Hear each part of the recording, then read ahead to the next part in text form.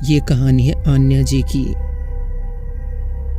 आन्या बताती है कि ये घटना उनके साथ सन 2018 में घटी थी और वो घटना आन्या का आज तक का सबसे डरावना अनुभव बन गया। तो आपका ज़्यादा समय व्यस्त नहीं करते और आइए बढ़ते हैं आज की कहानी की ओर। आन्या एक इंडिपेंडेंट लड़की थी।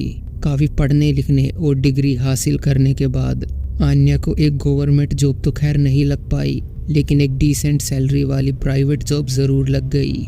आन्या एक ट्रांसपोर्ट कंपनी में सुपरवाइज़र का काम करती थी। कंपनी में दिन भर सामान के भरे हुए ट्रक आते और कई ट्रकों को कंपनी के द्वारा लोड करके दूसरी जगहों के लिए भेजा जाता और आन्या को ही आने और भेजने वाले सभी सामानों की जानकारी कंप्यूटर में फिल करनी होती थी। और इस काम को करते करते आन्या को कई बार तो घर जाने के लिए लेट भी हो जाता।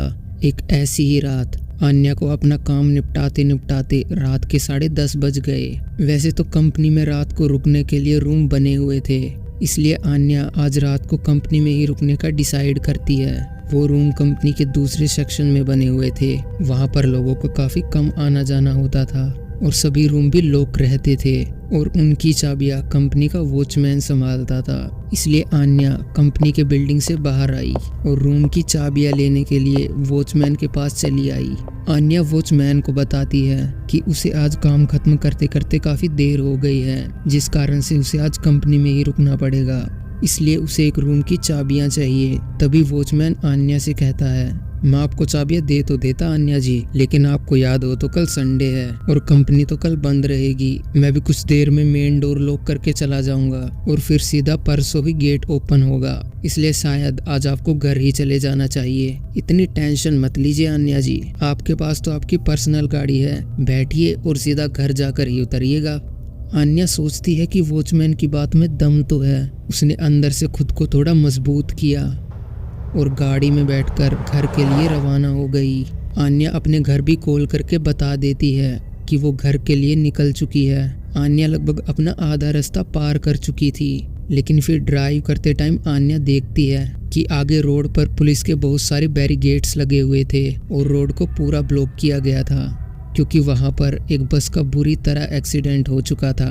आन्या ने आगे बैरिकेड्स तो लगे हुए देख लिए थे, लेकिन उसे ये नहीं पता था कि आगे रास्ता पूरा ब्लॉक है। आन्या ने ये सोचकर गाड़ी आगे बढ़ाई कि कहीं ना कहीं साइड से उसकी गाड़ी तो निकल ही जाएगी।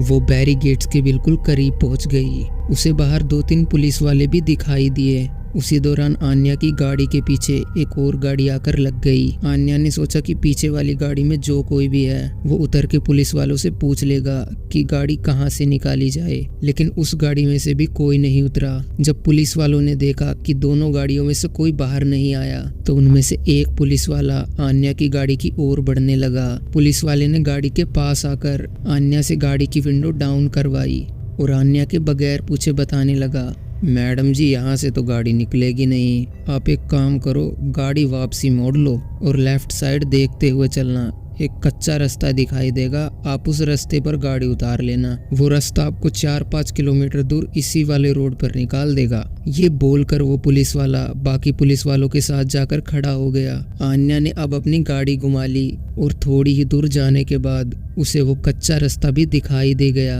वो रास्ता काफी पतला और ऊबड़ खाबड़ था।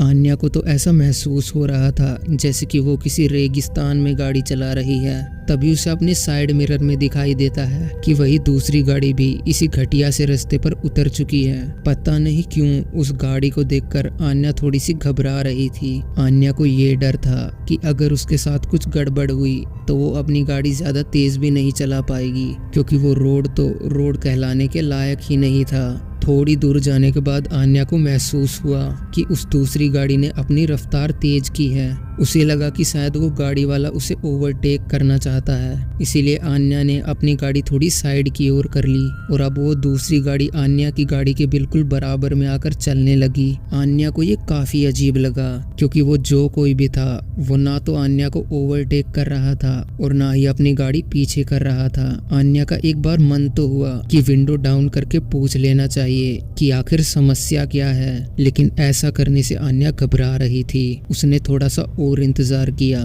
पर वो दूसरी गाड़ी वाला तो हद कर रहा था, ना तो आगे जा रहा था और ना ही पीछे। आखिरकार आन्या ने थोड़ी हिम्मत दिखाई और गाड़ी की विंडो को डाउन किया। आन्या की विंडो नीचे करते ही उस दूसरी गाड़ी का शीशा भी अपने आप नीचे हो गया। आन्या ने देखा कि उस गाड़ी को एक बूढ़ा आदमी चला रहा था। आन्या ने उस बूढ़े अंकल से कहा, अंकल जी, या आप आगे चले जाएं या गाड़ी पीछे कर लीजिए, ये रोड बहुत खराब है, मुझे गाड़ी चलाने में परेशानी हो रही है। आन्या के इतना बोलते ही उस अंकल ने अपनी गाड़ी में एक अजीब सा गाना तेज वॉल्यूम पर चला दिया और आन्या की तरफ देखते देखते एक काफी डरावनी मुस्कुराहट अपने चेहरे पर ले आया। आन्या बहुत बुरी तरह डर गई। वो कुछ कर पाती इससे पहले उस बूढ़े अंकल ने अपनी गाड़ी में फुल रेस दे दी और आन्या की नजरों के सामने वो गाड़ी आगे जाकर एक पेड़ से टकरा गई। आन्या को कुछ भी समझ नहीं आया। उसने भी अब डर के मारे अपनी गाड़ी की रफ्तार थोड़ी तेज कर ली और जैसे तैसे आन्या ने उस कच्चे रोड को पार कर लिया। लगभग 10-15 मिनट में वो अपने घर भी पहुंच गई और जब आन्या ने ये सब बातें अपने घर वालों को बताई तो उसके बड़े भाई तुषार ने ये कहकर आन्या को दिलासा दिया कि शायद उस आदमी ने शराब पी रखी होगी। खैर, उस आदमी ने जो भी पिया हो, लेकिन वो रात आन्या का आज तक का सबसे डरावना अनुभव बन गई। तो गाइस, आज की इस वियर्ड स्टोरी में बस इतना ही। मिलते हैं एक और ऐसी ही कहानी के साथ। तब तक के लिए गुड बाय।